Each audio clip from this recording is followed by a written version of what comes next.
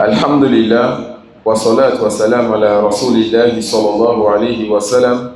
Nous allons poursuivre par la grâce d'Allah subhanahu wa ta'ala avec le livre de l'imam Ahmad rahmatullahi alayhi, Al-Usul al-Thalatha et Usul al-Sunnah. Et l'imam ici veut commencer la deuxième partie de ce livre béni. Non.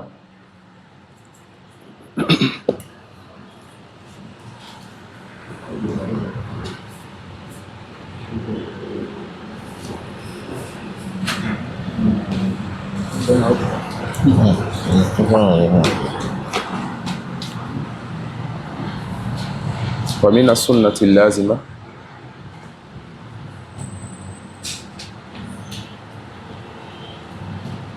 la page 7.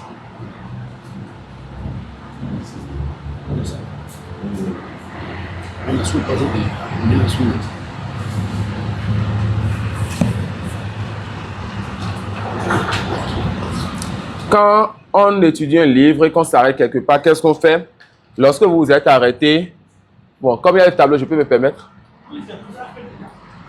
Pour? Ah, je pense qu'on va peut-être utiliser ça pour la séance de Hadith surtout, Inch'Allah. Alors quand...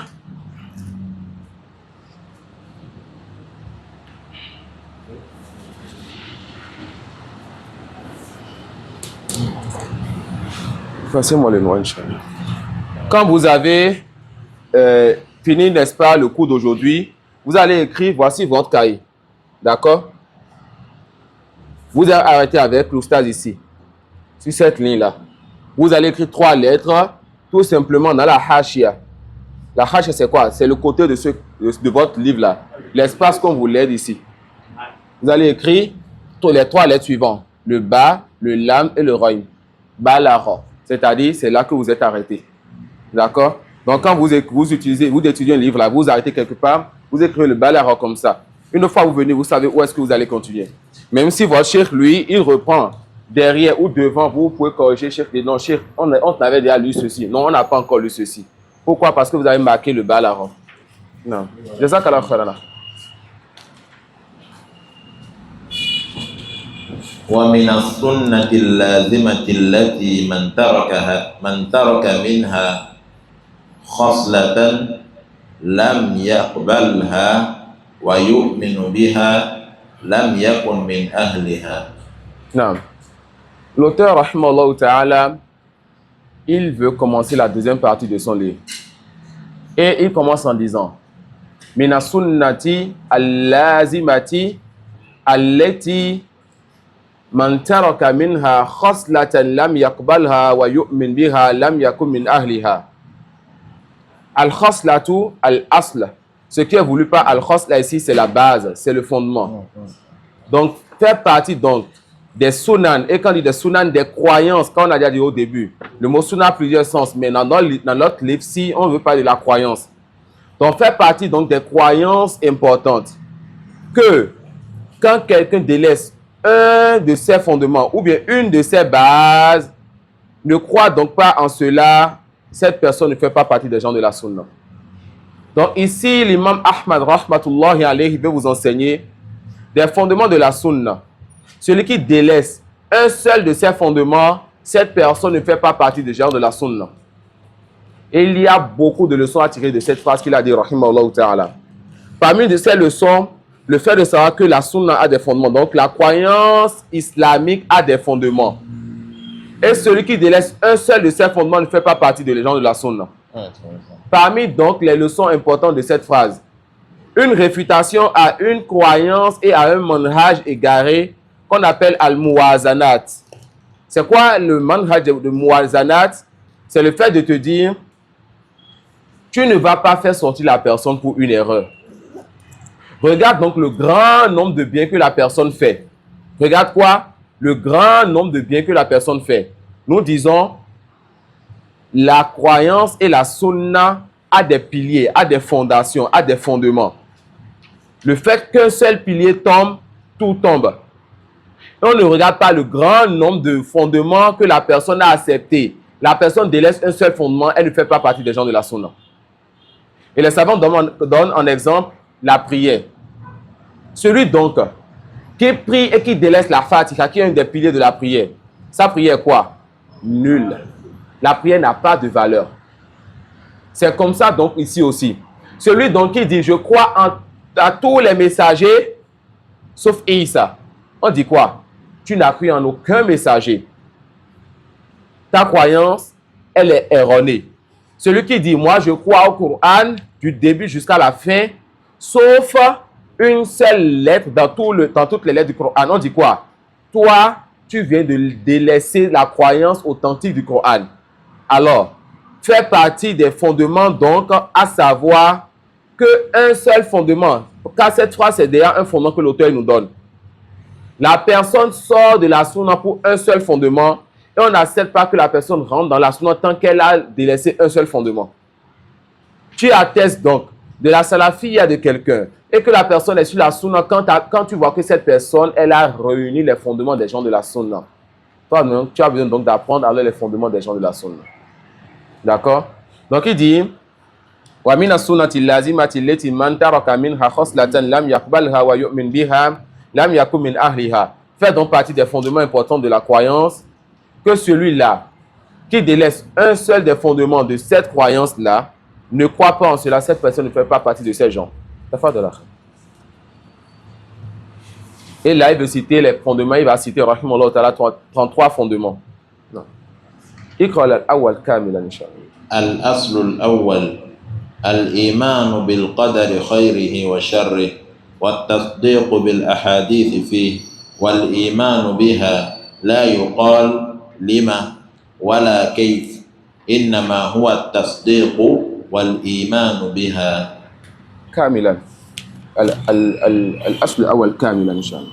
ومن لم يعرف تفسير الحديث ويبلغه عقله فقد كفي ذلك وأحكم له فعليه الإيمان به والتسليم له مثل الحديث الصادق المصدوق ومثل ما كان مثل له في القدر ومثل أحاديث الرؤيا كلها وإن نبت عن الأسماع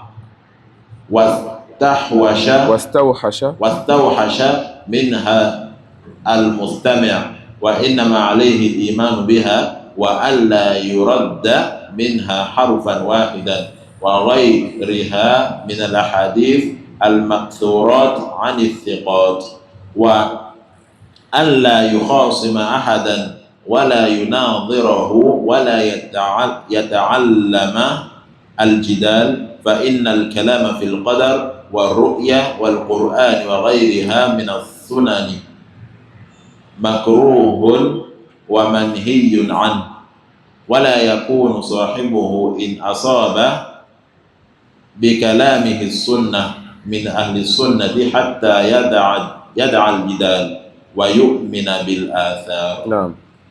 Le premier donc de ces fondements, si tu ne crois pas en ce fondement et que tu acceptes tous les autres fondements sauf celui-ci, tu ne fais donc pas partie des gens de la sunna. Il a dit rahimahullah ta'ala al-imanu bil qadari khayrihi wa sharrihi. La croyance au destin, qu'il soit bon ou mauvais. Sachez qu'Allah vous fasse miséricorde que parmi donc les fondements de la foi, c'est-à-dire les fondements de la croyance, c'est-à-dire les fondements de la sunna, il y a la croyance au destin. Et parmi les preuves de cela, la parole donc d'Allah subhanahu wa ta'ala, inna kulla shay'in khalaqnahu biqadar. Nous avons créé toutes choses avec mesure. Qui peut me donner un hadith aussi pour justifier, n'est-ce pas, que la croyance au destin fait partie des piliers de la foi. Non. Hadith de Jibril wa antu mina bil qadari khayrihi wa non. Le hadith de Jibril que tu crois, n'est-ce pas, que tu crois au destin bon ou mauvais. Donc la croyance au destin fait partie de quoi? Fait partie des choses importantes auxquelles tu dois croire pour pouvoir dire j'ai pris un donc des fondements de cette sunna. Et c'est un sujet qui a besoin de beaucoup de paroles. On prendra une partie de cette parole et ça nous reviendra, on va ajouter. Ça nous reviendra, on va ajouter.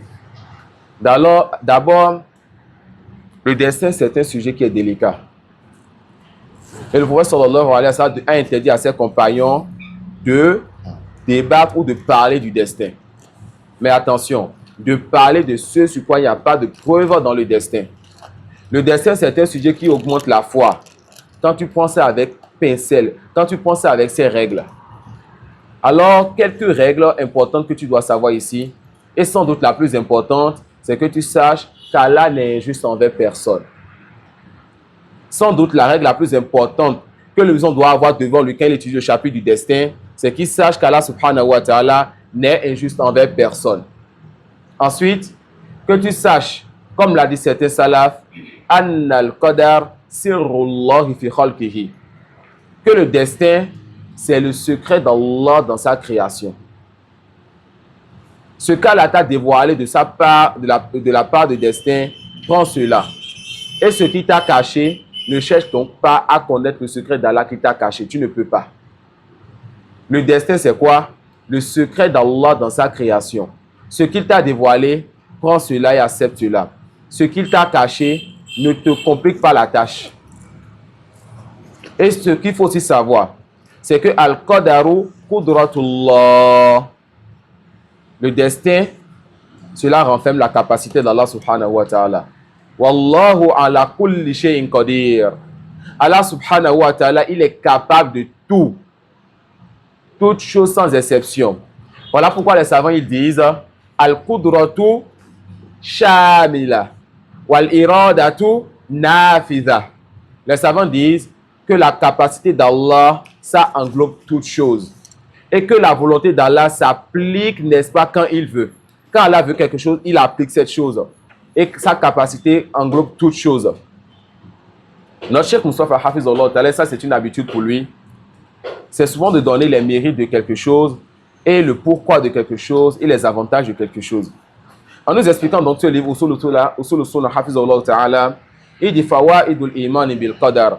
C'est quoi donc ce que tu gagnes en croyant donc au destin? Il a cité un bon nombre de choses. Hafizullah. Parmi ces choses, Annahu tamamul imani wa la yatimul imanu illa bidhalik. Le fait que la croyance au destin, cela est la foi complète.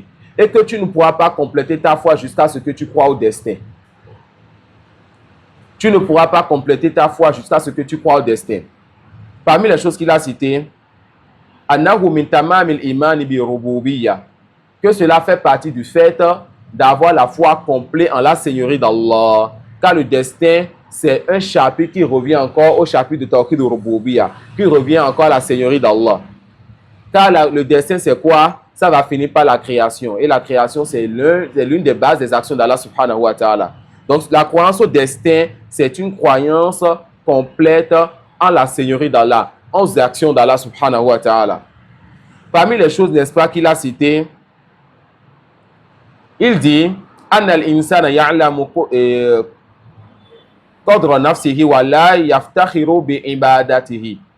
Le fait que le serviteur donc connaisse la valeur ou bien connaisse la réalité de sa personne et que le serviteur ne soit pas émerveillé par ses adorations, car il sait qu'Allah a déjà tout écrit et que le prophète sallallahu alayhi wa sallam a dit que certaines personnes font des actes des gens du paradis jusqu'à ce qu'il ne reste entre lui et l'entrée au paradis qu'un coudé. Et il fait les actes des gens de l'enfer et il rentre en enfer.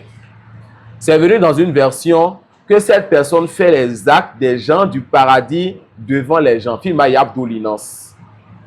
Et il sait ce qu'il fait quand il est seul et que son Seigneur le voit. Alors, avant la fin de sa vie, Allah a changé les choses et a montré sa réalité tout simplement. La première règle, Allah n'est injuste envers personne. Ne vous dites pas, mais cet alpha, cet oustaz, cet imam, il était pieux. Qu'est-ce qu'il a fait pour mériter ça? Allah sait mieux ce qu'il faisait quand il est seul. Allah sait mieux ce qu'il faisait quand il n'est pas devant les gens qui sont pieux. Allah subhanahu wa ta'ala a voulu montrer sa réalité avant qu'il ne quitte ce bas monde. Parmi les choses qu'il a citées, Hafizullah ta'ala, Al-Masaibu ta'unu ala al-abdi. Le fait que, n'est-ce pas, les difficultés et les épreuves vont devenir le serviteur va pouvoir supporter les épreuves et les difficultés. Comment cela? Il sait que ce qu'il a atteint, c'est Allah qui a prédestiné cela. Et il sait que tout ce qu'elle a fait, c'est le bien. Alors il patiente. La croyance au destin t'aidera donc à patienter par rapport à quoi? Par rapport aux épreuves. Et tu ne vas pas dire, pourquoi? Qu'ai-je fait pour mériter cela? Et parmi les choses qu'il a citées, Hafizahullah Ta'ala, Idafatu ni'mati ila Allah Ta'ala al-mun'im. Il dit, le serviteur va alors lier le bienfait, donc Allah Subhanahu wa Ta'ala. Celui-là qui accorde le bienfait. Le serviteur a trouvé un travail, on lui a donné de l'argent. Il sait qu'Allah Subhanahu wa Ta'ala dit quoi? Wa fis sama'i rizqukum. Dans le ciel, il y a votre subsistance. C'est Allah qui a placé cette subsistance dans le ciel pour toi. C'est Allah qui a prédestiné cette subsistance pour toi. C'est lui qui t'a accordé cette subsistance. Et le travail, l'employeur, le comptable qui t'a payé, c'est juste une cause par laquelle Allah a fait tomber cette subsistance vers toi. Et Hafizahullah Ta'ala, il va donner maintenant certaines règles dans le chapitre du destin. Et on va voir ces règles-là, et ça va nous permettre de comprendre par la suite ce qu'on va expliquer ici, Inch'Allah. Parmi les règles qu'il a citées, il dit Al-Qadaru fi'lullah, que le destin, c'est l'action d'Allah. Et le prophète sallallahu alayhi wa sallam a dit Asharru laysa ilayk. Le mal ne vient pas de toi, c'est-à-dire on ne t'attribue pas le mal. Comment on peut comprendre donc le texte où le prophète sallallahu alayhi wa sallam il dit que le mal ne te revient pas, en disant que le mal ne revient pas à Allah. Et le texte que notre frère nous a dit tout à l'heure, le chapitre de Djibril, le hadith de Djibril, quand on nous dit là-bas que tu dois croire au destin bon ou mauvais. Qui peut nous expliquer les deux choses là? La personne aura les deux livres. Il reste.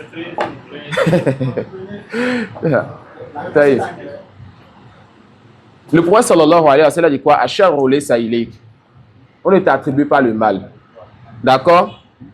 Et le prophète sallallahu alayhi wa sallam, dans le hadith de Djibril, il a dit que dans les 6 piliers de la foi, tu dois croire au destin bon ou mauvais. Donc il y a le mauvais destin. Et on a déjà dit plusieurs fois quand on était au Soul de Salasta que c'est Allah qui a tout créé. N'est-ce pas? Comment on peut donc comprendre qu'Allah ait tout créé? On doit croire au destin bon ou mauvais, mais le prophète sallallahu alayhi wa sallam dit quoi? Qu'on n'attribue pas le mal à Allah. Khalid?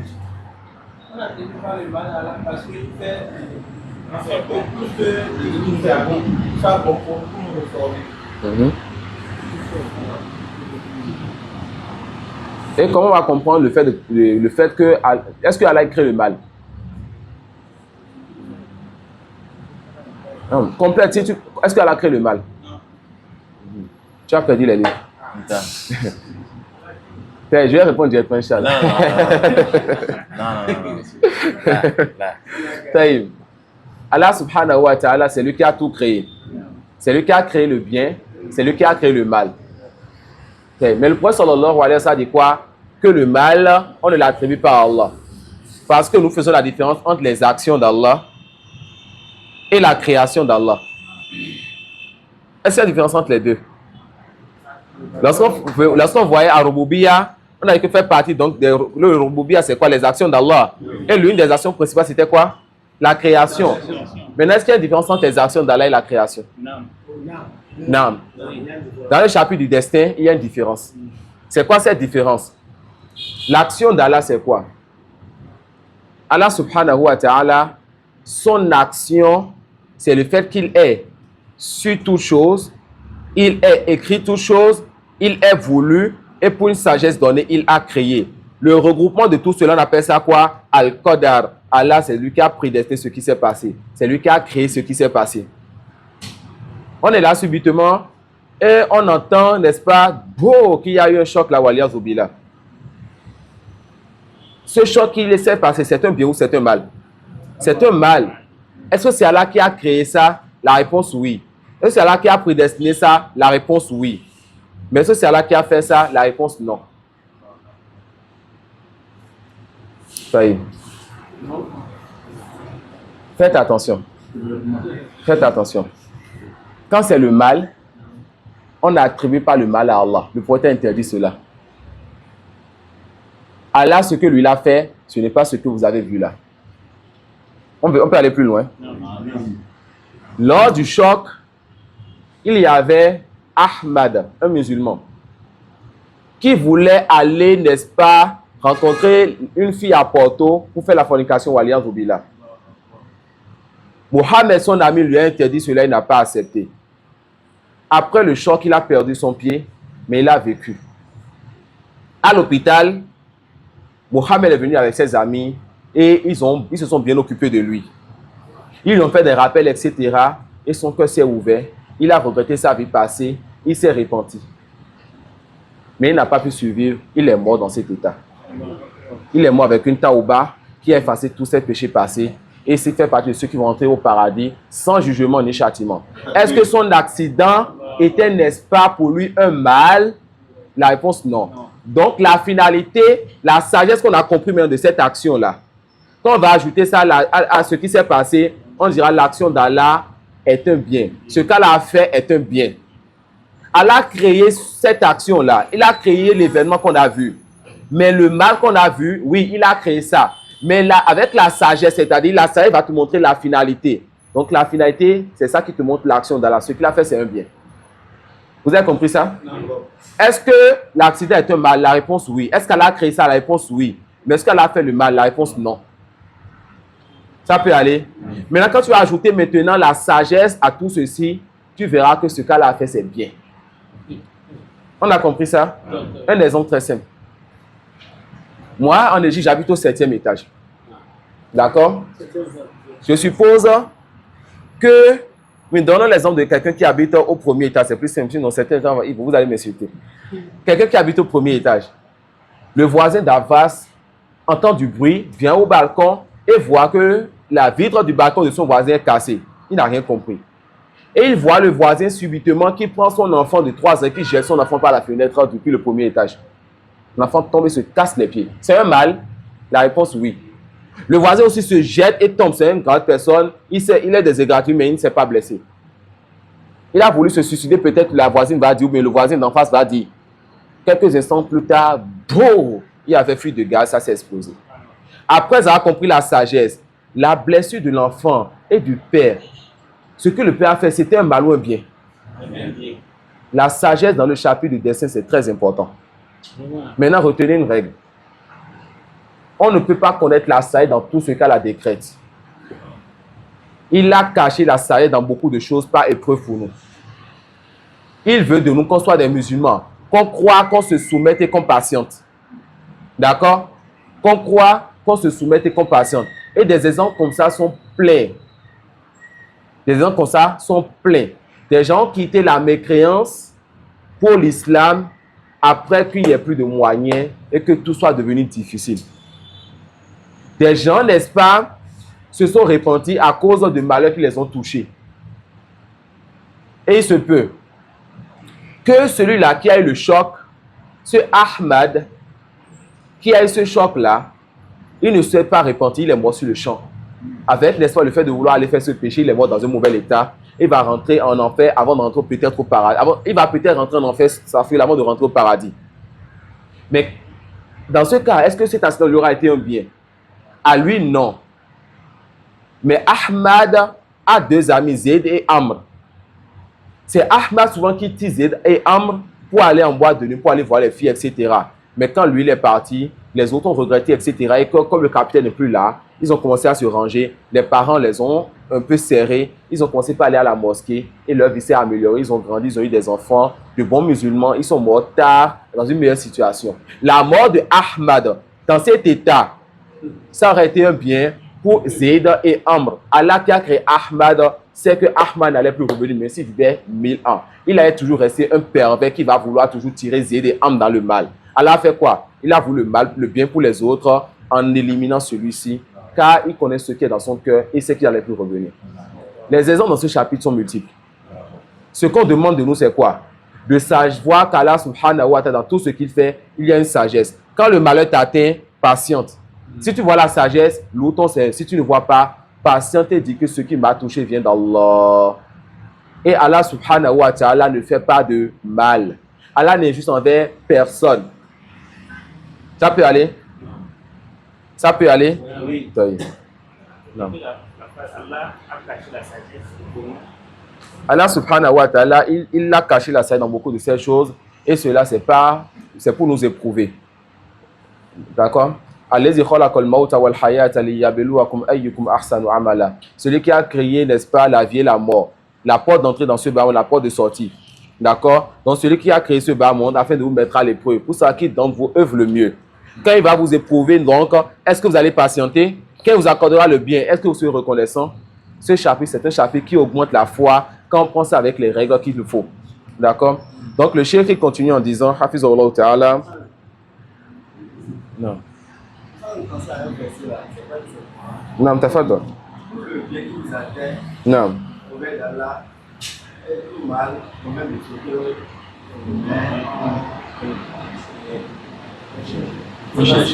Non.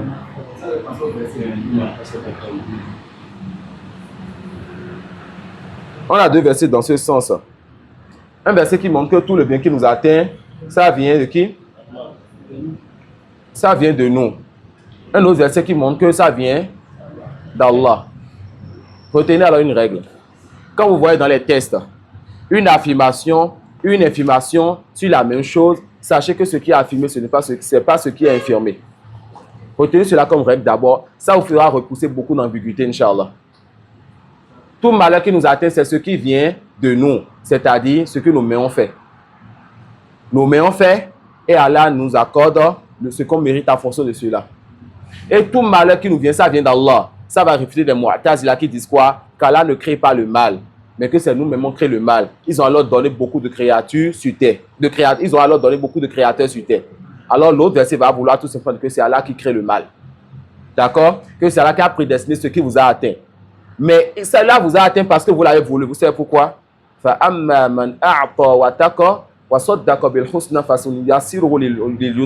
Celui qui donne, qui croit et qui craint, Allah va lui faciliter un autre bien. Ça, c'est pour celui qui fait le bien. Et aussi celui qui, n'est-ce pas, mécroit et qui se détourne, Allah va lui rendre difficile aussi, n'est-ce pas, sa situation. D'accord? Lorsqu'ils se sont détournés, Allah subhanahu wa ta'ala a détourné leur cœur. Lorsqu'ils se sont détournés, Allah subhanahu wa ta'ala, il a détourné leur cœur. Ça peut aller. Et dans le chapitre de destin, parmi les choses importantes que les savants ici citent,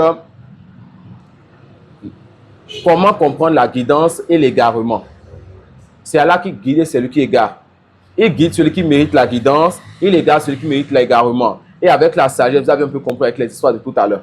D'accord? Avec la sagesse, vous avez compris un peu les histoires de tout à l'heure. Non.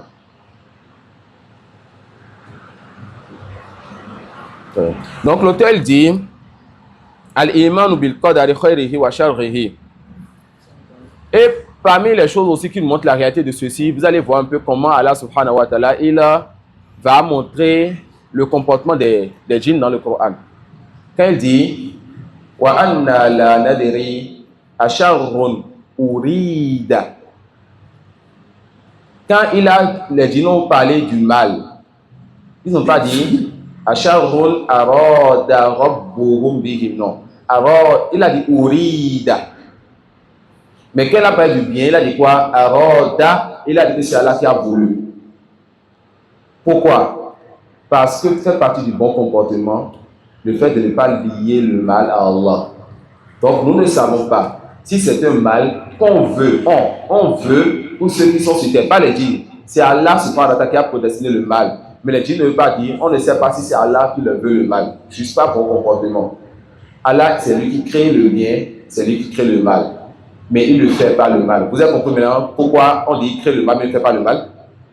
Il faudrait juste comprendre l'histoire, la sagesse d'Allah qui est dans toute chose. Le cheikh dit, Hafizullah.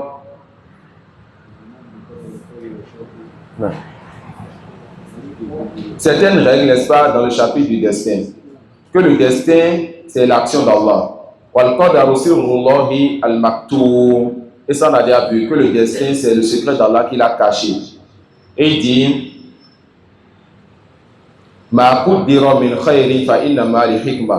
tout ce que Allah subhanahu wa ta'ala il prédestine, c'est pour une sagesse. D'accord? La prédestination d'Allah, c'est pour une sagesse donnée. Non. Ensuite, il dit Ma asabaka lam yakun liyukhti'aka wa ma akhta'aka lam yakun liyusibak. Ce qui t'a atteint ne pouvait pas te manquer. Et ce qui t'a manqué ne pouvait pas t'atteindre. Wa ma yaqa'u shay'un fi mulki llahi illa bi iradatillah. Il n'y a pas quelque chose qui se passe donc dans le royaume d'Allah, dans les cieux et la terre, ce qui entre les deux, si ce n'est que par la volonté d'Allah subhanahu wa ta'ala. Et tout ça, c'est des réfutations aux Mu'tazila. Je ne pense pas qu'on puisse avoir le temps de vraiment détailler les Mu'tazila et leurs égarements. Alors, on a compris ces règles pour introduire le destin. Ça peut aller. On a compris ces règles-là. Maintenant, les savants disent que le destin a 4 étapes. Qui peut me citer les 4 étapes du destin? Non. Al-ilm, Al-ilm, al-kitaba, al-kitaba. Non, t'as pas donné. Non. al-irada. La volonté, non. Et le 4e, la création. Le destin a 4 étapes. Al-ilm, la science. Al-kitaba, la création. Al-irada, al-mashi'a, la volonté. Al-khalq, la création. C'est quoi les 4 étapes du destin? La science, l'écriture, la volonté et la création. Ensuite, les savants m'ont dit que la science est de 2 types. Une science ancienne qui a toujours été et sera toujours avec Allah. Allah, il est doté, n'est-ce pas, de la science. La science fait partie de ses attributs, c'est lui Al-Alim. Allah, il a toujours su tout ce qui va se passer dans les cieux et la terre jusqu'au jour dernier. Et la deuxième catégorie de science, c'est la science du moment. Ilmu zuhur, la science lorsque la chose se passe. Allah, il a toujours su que nous allons avoir cette assise-là. Et lorsqu'on a eu l'assise, il sait actuellement qu'on est en train de faire cette assise-là. C'est 2 sciences. Celui qui prend l'une des 2 se garde. Comme l'état des Mu'tazila et des Ash'ariyya. Al-irada, D'accord? C'est comme l'état des Mu'tazila et des Ash'ariyya. al-khalq, Le deuxième niveau, deuxième étape, khalq, Al-Kitab, à l'écriture. Allah, il a toujours tout su et il a écrit tout ce qui va se passer jusqu'au jour dernier. l'écriture. Allah a écrit tout ce qui va se passer jusqu'au jour dernier. D'accord? Et l'écriture aussi est de plusieurs types. Il y a ce cas-là, il a écrit dans la table préservée. Il a écrit ça quand? Non? Et quand est-ce que Allah il a su ce qui allait se passer dans les cieux et la terre? Non. Ça, c'est très important. Al-ilmu sifatun zat. Sifatun zatiyya. Allah a toujours su ce qui va se passer dans les cieux et la terre jusqu'au jour dernier.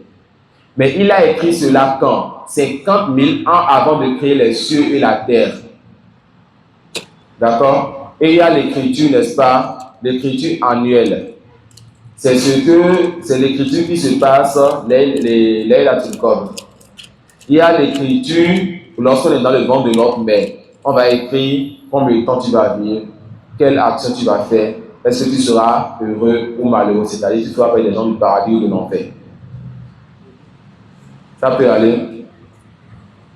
Et les savants ici citent aussi d'autres écritures comme l'écriture journalière. Et parmi ceux qui vont citer parfois il y a des divergences. Mais les écritures qu'on cite, souvent il n'y a pas de divergence. Il y a quoi? Ce cas-là, il a écrit 50 000 ans avant la création des cieux et la terre. Il y a ce qu'on écrit, Laylatul Qadr. Il y a ce qu'on écrit lorsqu'on est dans le ventre de notre mère. Vous connaissez le hadith sur le prophète sallallahu alayhi wa sallam dit Rufi'atil aqlam wa juffatis suhuf, qu'on a levé la plume et que les feuilles ont séché. Qu'est-ce qu'on comprend de ce hadith? Non?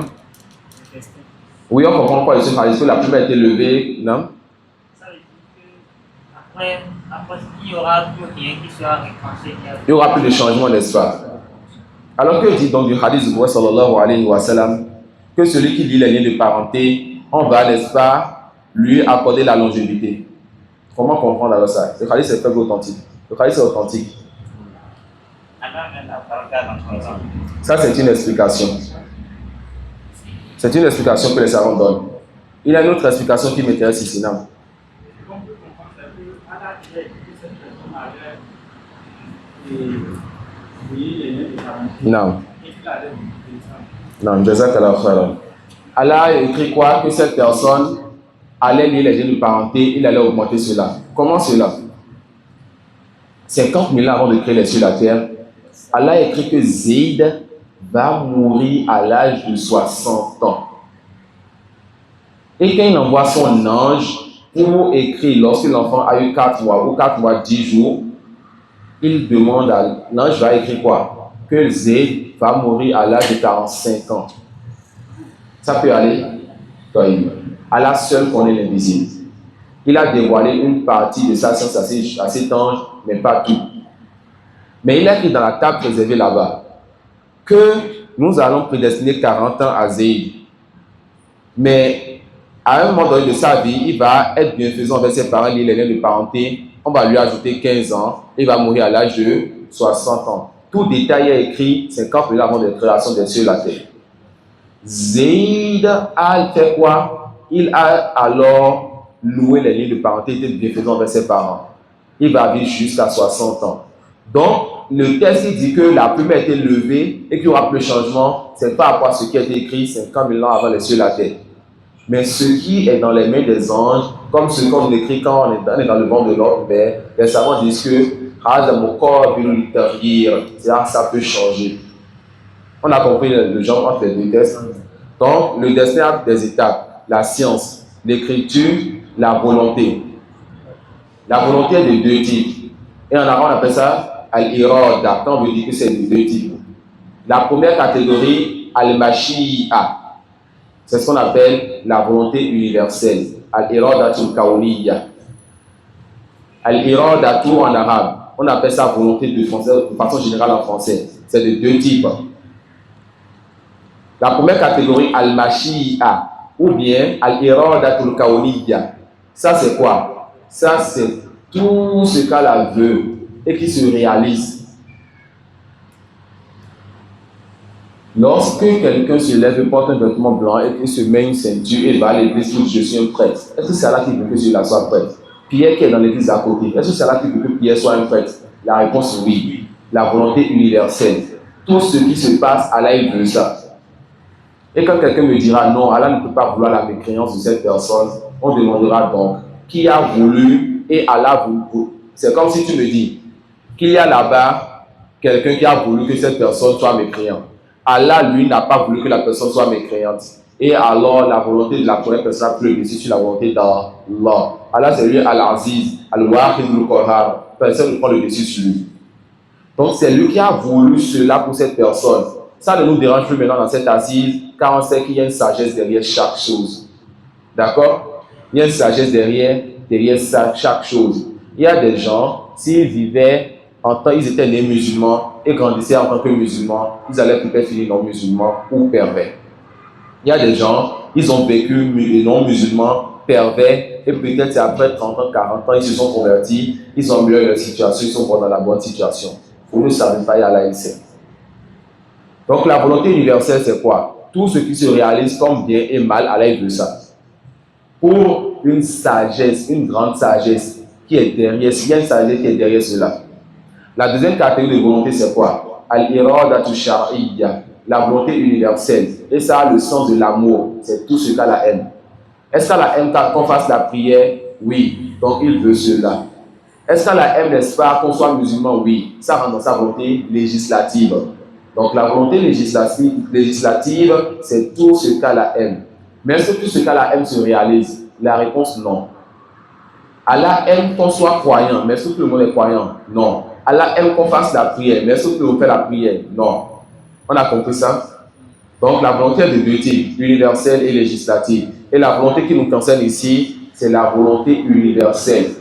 Quand on est en train de parler du destin, de ce qui se réalise, donc la volonté législative ne rentre pas dans les quatre étapes. Quand les étudiants, les savants donnent cette distinction, c'est juste pour que tu saches qu'il y a volonté universelle et volonté législative. Mais quelle volonté rentre dans les quatre étapes? La volonté universelle seule. Donc on a la science, l'écriture, la volonté et enfin on a la création. Voilà comment la création se fait. Allah, il a toujours su. Il a écrit 50 000 avant de créer les cieux et la terre. Et le moment, n'est-ce pas, où il a voulu que tu te lèves pour sortir de la mosquée, il a voulu sa plus sagesse donnée, il a créé l'action. Ça peut aller, voilà les 4 étapes du destin. Donc l'imam il dit, al-iman bil qadari khayrihi wa sharrihi wa tasdiqu bil ahadith fihi. Et que tu rentres véridique les hadiths qui sont venus parler du destin. Wal iman biha, et que tu crois donc aux hadiths qui parlent du destin. Là, yuqalu lima wa laki. Tu ne dois pas dire pourquoi ni comment. Pourquoi? Parce que le destin, c'est le secret d'Allah. Tu veux dire pourquoi Allah il a fait ceci. Imagine donc un enfant qui, chaque fois que son père fait quelque chose, il dit mais pourquoi lui fait ça? Pourquoi lui fait ça? C'est un enfant qui est respectueux sur ça? La réponse, non. Donc on ne dit pas pourquoi dans le chapitre du destin, on ne dit pas comment dans le chapitre du destin. Et dans le chapitre des droits attribués aussi, on ne dit pas comment. D'accord? La question pourquoi est interdite dans le chapitre du destin. Tu te soumets au décret d'Allah et tu patientes. On ne dit pas comment dans le chapitre du destin. Comment Allah il a réalisé ceci. On ne dit pas cela. Ce qui t'a caché, délaisse donc ce qui t'a caché et soumets-toi. Il dit,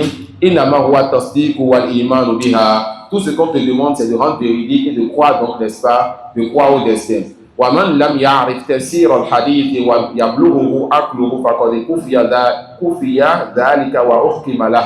Celui donc qui voit un verset ou un hadith qui parle du destin et qui n'a pas compris donc ce texte-là, cette personne n'a qu'à dire, c'est la parole d'Allah, j'y crois. C'est la parole du prophète sallallahu alayhi wa sallam, j'y crois. Et il n'a qu'à savoir que d'autres personnes ont eu à comprendre ce sens. Il n'y a pas un seul verset ou un seul hadith de notre religion dont le sens est ignoré de toute la communauté. Il n'y en a pas. Il y a toujours dans la communauté une partie qu'Allah a choisie pour avoir cette compréhension-là.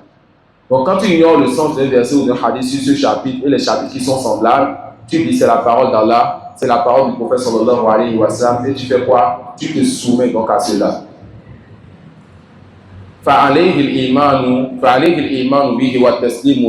Tout ce que tu as à faire, non? Quand tu vois cette test-là, tu crois en cette test et tu te soumets en cette test tant que le hadith est authentique. Mais le hadith comme le hadith, n'est-ce pas, où le compagnon dit à la fin du hadith que le prophète sallallahu alayhi wa sallam a dit que quelqu'un peut faire les actes des gens du paradis et va rester entre cette personne et le paradis qu'un coudé, un peu de temps seulement. Et cette personne fera les actes des gens de l'enfer et va rentrer en enfer. Toi, peut-être, tu n'as pas compris ce hadith. Tu dis, c'est authentique, c'est la parole du prophète sallallahu alayhi wa sallam, je crois donc à cela. Je me soumets à cela. Il dit, et tout autre texte et chapitre qui ressemble donc à ce chapitre du destin.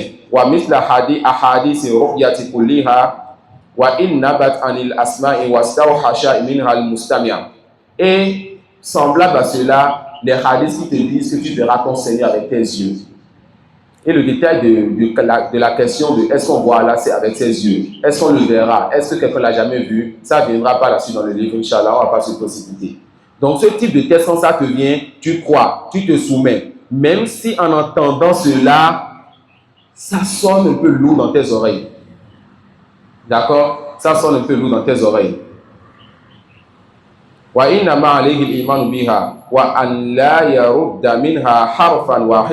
Tu dois juste croire donc à ces tests et tu ne dois pas rejeter un seul de ces tests. Tu ne dois pas rejeter un seul de ces tests.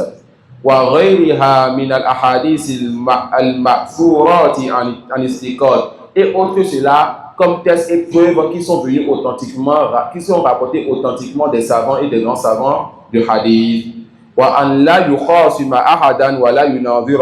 Et tu ne dois pas débattre avec quelqu'un sur ce type de sujet. Le prophète sallallahu alayhi wa sallam interdit cela à ses compagnons, alors cela interdit pour nous de débattre et d'échanger sur des sujets comme les questions du destin sans revenir donc pour eux. Il dit rahimahullah ta'ala wala yata'allam al-jidal. Il ne doit pas apprendre, n'est-ce pas, le débat. On a déjà parlé du débat précédemment. Il nous rappelle ça ici car le fait de ne pas être quelqu'un qui débat fait partie des fondements des gens de la sunna. Le débat, c'est quelque chose qui est interdit et c'est permis seulement en cas de contrainte ou quand le besoin se fait. Celui donc qui fait du débat un fondement pour sa da'wa n'a pas compris la sunna. Et il dit وإن الكلام في القدر والرؤية والقرآن وغيرها من السنن مكروه ومنهي عنه. La parole dans le chapitre du destin, le chapitre de la vision d'Allah, qu'on verra Allah, ça viendra Inch'Allah. Et la parole, n'est-ce pas, dans le Coran, c'est ça qu'on verra par la suite Inch'Allah. La question est-ce que le Coran est créé ou pas.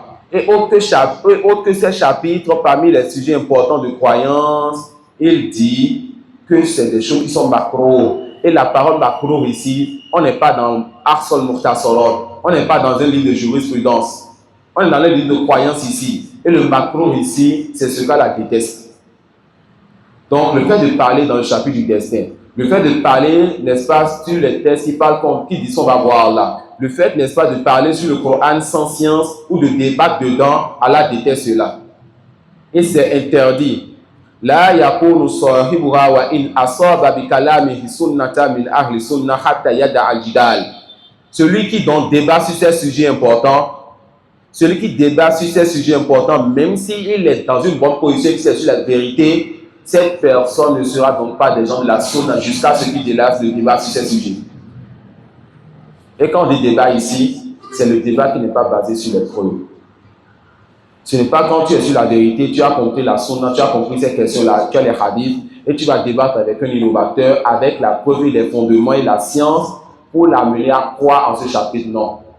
C'est celui-là, n'est-ce pas, qui de façon générale peut-être se dit, oui, Allah subhanahu wa ta'ala, c'est lui qui a créé le mal, et il ne fait pas le mal, mais il n'a pas la science, il ne maîtrise pas la preuve sur cela, et il se veut de la sunna, il va aller débattre sans fondement sur cela. Cette personne n'est pas des gens de la sunna jusqu'à ce qu'elle délaisse le débat. Et ça, c'est aussi celui qui débat alors que cette personne ne veut pas croire donc au test et veut s'opposer au test. Wallahu a'lam wa subhanaka wa bihamdik ashhadu an la ilaha illa anta wa astaghfiruka wa atubu ilayk. Avec ça, on a fait le premier des 33 fondements et le reste aussi, Inch'Allah, ce n'est pas des choses qui sont trop longues. Qu'Allah nous accorde belle patience dans son obéissance.